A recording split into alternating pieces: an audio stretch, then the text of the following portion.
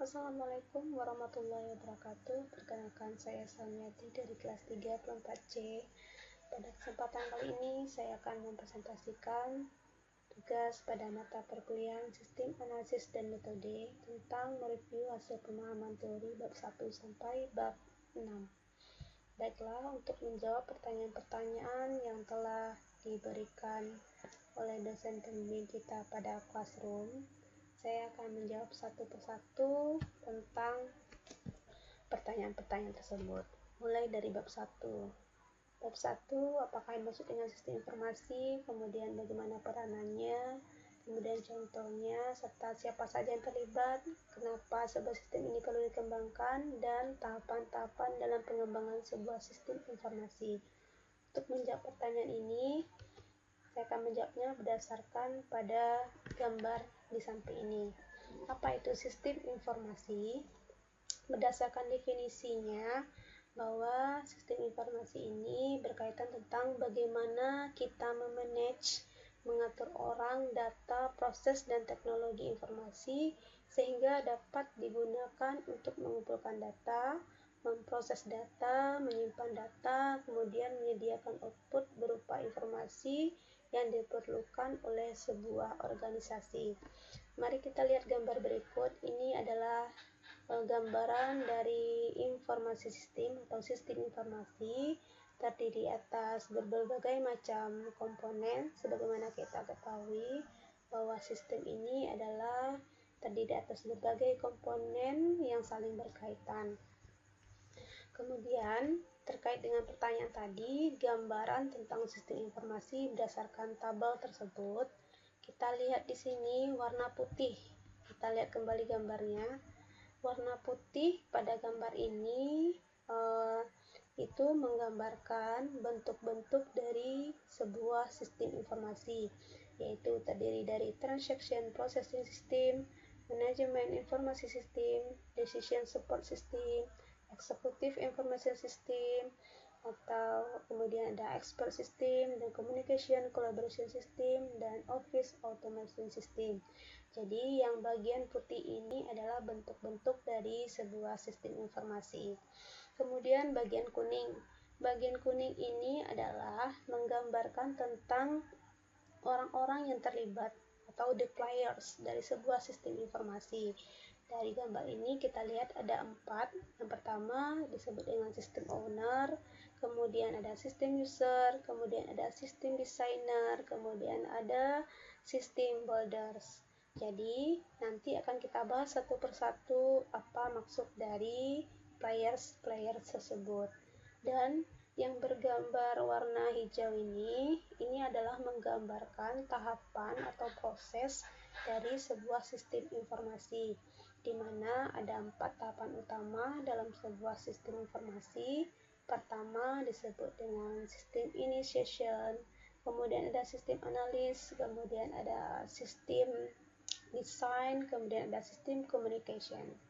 Dan yang bagian atas dan bawah ini yang berwarna biru ini adalah menggambarkan tentang kenapa sistem informasi ini dibuat. Jadi di sini karena the business driver. Jadi untuk mendukung keperluan bisnis. Kemudian the technology driver. Jadi karena adanya dukungan teknologi. Jadi dapat saya simpulkan kembali. Jadi dari gambar-gambar ini kita bisa mengartikan kelompok-kelompok dari sistem informasi ini. Saya ulang lagi, warna putih yaitu bagian tentang bentuk sistem informasi, warna hijau tahapan dari proses analisis sistem, kemudian warna kuning siapa saja yang berperan dalam analisa sistem ini, kemudian warna biru kenapa sistem informasi ini perlu dibuat dan dikembangkan. Maka dalam sebuah sistem informasi ini peranan teknologi informasi ini sangat penting. Kenapa? Karena teknologi informasi ini adalah bagian atau komponen dari sistem informasi. Kita tahu bahwa perkembangan dari teknologi informasi ini sangat cepat. Oleh karena itu, maka sistem informasi juga harus mengikuti perkembangan teknologi yang ada. Sebab perkembangan teknologi ini akan terus berkembang, jadi harus pasti akan didukung oleh perkembangan yang sangat pesat ini.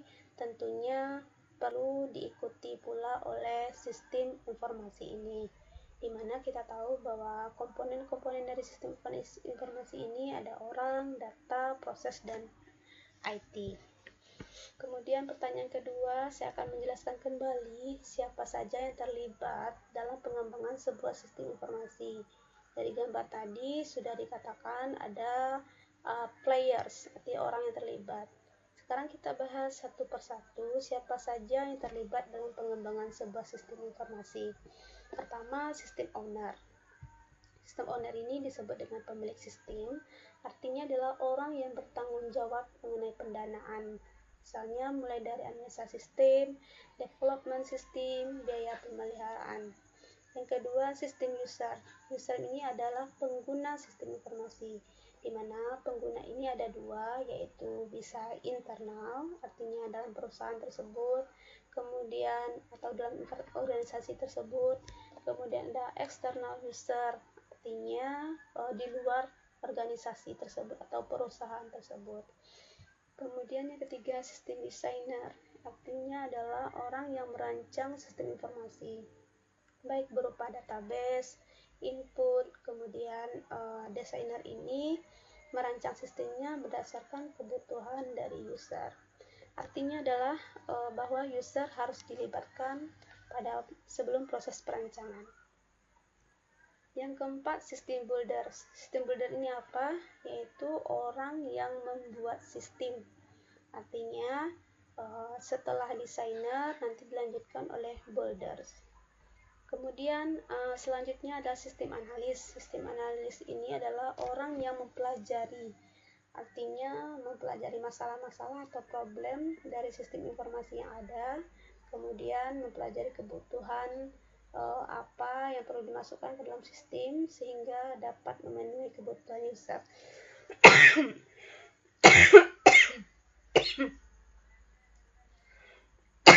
Dan yang ketiga adalah mengapa sistem informasi ini perlu dikembangkan? Karena untuk mendukung kebutuhan bisnis serta karena adanya dukungan teknologi.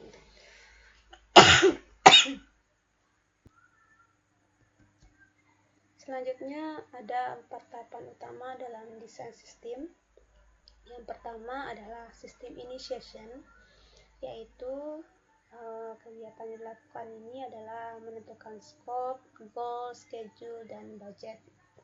Kemudian sistem analis meliputi kegiatan mempelajari problem, kemudian menspesifikasikan keperluan bisnis. Kemudian yang ketiga, sistem desain, artinya adalah proses perancangan sesuai kebutuhan user. Dan yang keempat adalah sistem implementation, yaitu kegiatannya berupa konstruksi, instalasi, pengujian, dan pengiriman sistem ke dalam produksi sehingga dapat mendukung kebutuhan user. Bab kedua, pertanyaannya bagaimana hubungan antara business driver dengan teknologi driver. Kemudian 3 fokus utama dalam pengembangan sistem informasi. Berdasarkan bagan atau gambar ini saya akan menjelaskan hubungan antara business driver. Kita lihat bagian atas ini disebut dengan business driver. Ada tiga bagian, yaitu improve business knowledge, kemudian improve business process, dan improve business communication. Jadi kita pahami dulu ada tujuan utama dari sistem informasi ini, bahwa tujuan sistem informasi ini yaitu untuk improve business knowledge, untuk improve business process, dan untuk improve business communication. Misalnya adalah kita bahas pertama untuk improve business knowledge. Kita lihat dulu, knowledge ini adalah pengetahuan. Pengetahuan ini kita tahu bersama bahwa didapatkan dari data yang tersimpan dari database. Kemudian database ini dari database ini kita mendapatkan pengetahuan yang tersembunyi. Artinya adalah jadi sangat berkaitan antara business driver dengan teknologi driver. Kita lihat kembali 3 fokus utama dalam pengembangan sistem informasi ini, yaitu 3 fokus utamanya dan saling keterkaitannya kita lihat adalah yaitu improve business knowledge ini perlu didukung oleh database teknologi. Kemudian improve business process perlu dukungan dari software teknologi, serta improve business communication perlu dukungan dari interface teknologi. Bab 3, kita akan menjelaskan prinsip-prinsip dari pengembangan sistem informasi. Pertama, melibatkan user. Artinya adalah kebutuhan user ini harus kita temukan. Kemudian yang kedua, gunakan pendekatan problem solving. Yang ketiga, tahapan atau aktivitas yang dilakukan sehingga pekerjaan kita jelas. Dan yang keempat, apa yang didapatkan harus didokumenkan. Kemudian yang kelima, tetapkan standar-standar yang digunakan. Yang keenam, manage proses dan project. Yang keempat, bagilah dan taklukkan. Artinya kita pecahkan menjadi bagian-bagian kecil, kemudian diselesaikan satu persatu. Dan yang ke-8 adalah rancanglah sistem untuk perubahan yang terjadi di masa yang akan datang. Kemudian kita lihat lagi penjelasan dari gambar. Gambar ini adalah sistem operation dalam sebuah business community. Jadi ada 8 tahapan. 8 tahapan ini adalah pengembangan dari 4 tahapan sebelumnya. Mari kita lihat satu persatu. Yang pertama, scope definition. Artinya adalah menetapkan scope. Yang kedua, problem analysis, menganalisa problem sistem informasi yang ada saat ini. Kemudian yang ketiga, requirement analysis, menganalisa keperluan dari user. 4, logical design. Jadi logical design ini akan dibuat rancangan database-nya, proses logiknya. Ada beberapa rancangan yang kita buat dari rancangan logik ini, yaitu rancangan database, proses, dan rancangan sistemnya. Kemudian decision analysis, yaitu studi kelayakan. Kalau layak, maka dia akan dimasukkan ke dalam rancangan fisik. Kemudian kalau tidak, akan dikembalikan ke scope definition. Yang keenam, physical design atau integration, merancang bentuk fisiknya. Ketujuh, construction dan testing. Setelah dirancang, dilakukan pengujian. Dan yang delapan, installation atau delivery, dilakukan penginstalan dan sistem informasi siap dikirimkan. Jadi kita lihat di sini jalur-jalurnya saling berkaitan antara satu dengan yang lainnya. Bab 4, apakah maksud dengan project? Project adalah suatu aktivitas unik dan kompleks yang terkait, yang memiliki tujuan yang harus diselesaikan pada waktu tertentu. Project ini berfokus pada fungsi-fungsi manajemen seperti planning, scoping, organizing, dan closing. Kemudian kriteria project ini dikatakan sukses apabila pertama, bisa diterima oleh user, kemudian bisa memenuhi kebutuhan user, selesai tepat waktu, serta sesuai dengan anggaran atau budget. Kemudian pertanyaan kedua tadi, berikan penjelasan mengenai gambar project management lives. Di sini kita lihat gambarnya. Ini adalah project management life. Ada 8 kegiatan atau tahapan yang saling berhubungan satu dengan yang lainnya. Pertama, negotiated scope, menetapkan scope. Kemudian, identify task planning, mengidentifikasi masalah atau problem. Kemudian, estimate task duration, memperkirakan. Kemudian yang keempat, specify, specify inter-task dependencies atau scheduling. Kemudian async resource organizing, pengorganisasian. Kemudian yang keenam, direct the effort. Dan yang ketujuh, monitor dan control progress. Kemudian 8, assess project result experience. Bab 5, kita akan jelaskan kegiatan gerakan yang dilakukan pada masing-masing tahapan, yaitu pada scope definition. Pertama, scope definition. Apa saja kegiatan pada scope definition ini? Itu ada 5 kegiatan. Pertama, identify baseline problem, artinya adalah mengidentifikasi masalah dasar ini ya. Selanjutnya diteruskan menjadi negotiated baseline scope, menegosiasikan ruang lingkup dasar. Selanjutnya dilakukan assess baseline worthiness, menilai kelayakan dasar. Kemudian yang keempat, develop baseline schedule and budget. Kemudian kembangkan jadwal dan anggaran. Kemudian communication project plan, komunikasikan rencana project. Tahap yang kedua adalah problem analysis atau analisis masalah. Jadi di sini juga ada berbagai kegiatan. Pertama, understand the problem domain, pahami masalah domain. Kemudian analisis problem and opportunities, analisis masalah, peluangnya, keuntungannya. Kemudian analisis business process, dianalisa proses bisnis tersebut. Kemudian establish system improvement, tetapkan tujuan perbaikan. Yang kelima, update or refine the project. Kemudian yang keenam, communicate finding and recommendation.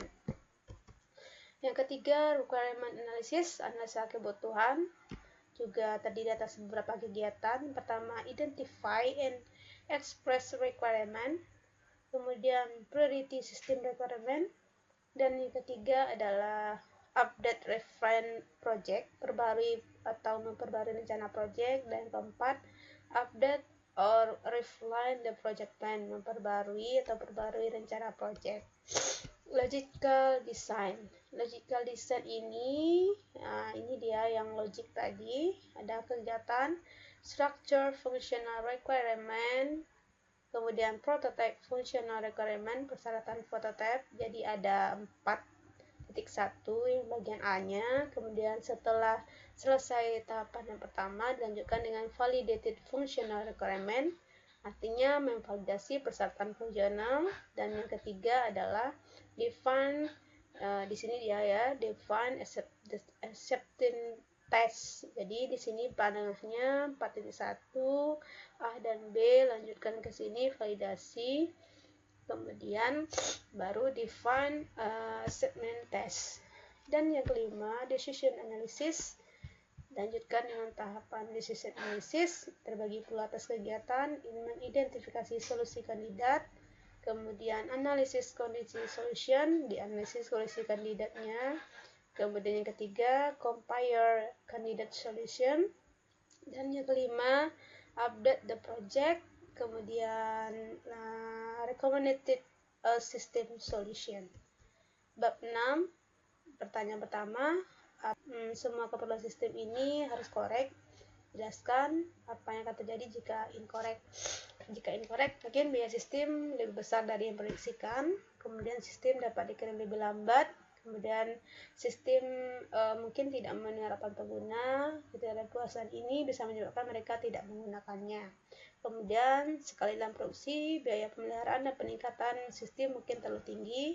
Sistem mungkin tidak dapat diandalkan dan rentan terhadap kesalahan dan waktu. Kemudian reposasi staf dari teknologi informasi dalam sistem ternoda karena kegagalan apapun, terlepas dari siapa yang salah, akan dianggap sebagai kesalahan tim. Kemudian teknik yang digunakan dalam mengumpulkan keperluan dari user agar korek, yaitu pertama, konsisten. Artinya adalah persyaratan ini tidak bertentangan atau ambigu. Yang kedua, lengkap, persyaratan ini menjelaskan semua masukan. Dan yang ketiga, layak, artinya berdasarkan sumber daya dan kendala yang tersedia. Kemudian yang dibutuhkan, persyaratan ini benar-benar dibutuhkan, kemudian tepat, dapat dilacak, dan dapat diverifikasi. Mungkin demikian presentasi saya, semoga dapat dipahami oleh Bapak dosen pembimbing dan teman-teman semua. Bagi yang menontonnya, kemudian salah dan janggal saya mohon maaf. Assalamualaikum warahmatullahi wabarakatuh.